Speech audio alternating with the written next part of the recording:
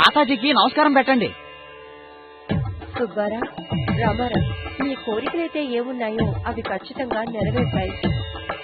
మీరు చేసిన పాపాల్ని కడుక్కోవాలి అనుకుంటే మా వాడితో వెళ్ళండి. ఇలా రండి, రండి.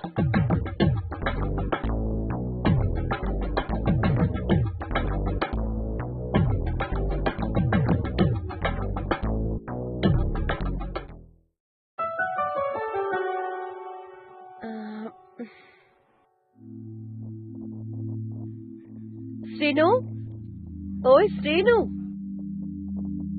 మీకు నా పేరెలా తెలుసు? నాకు నీ పేరు తెలుసు, నీ ప్రేమ కథ తెలుసు. ఎందుకంటే నేను సాధుని కాబట్టి. సరే గాని నీ ప్రేమ కథ చెప్పు. గంగా నది ఒడ్డులో కూర్చున్నావు, నిజమే చెప్తావని అనుకుంటున్నాను. చెప్పు.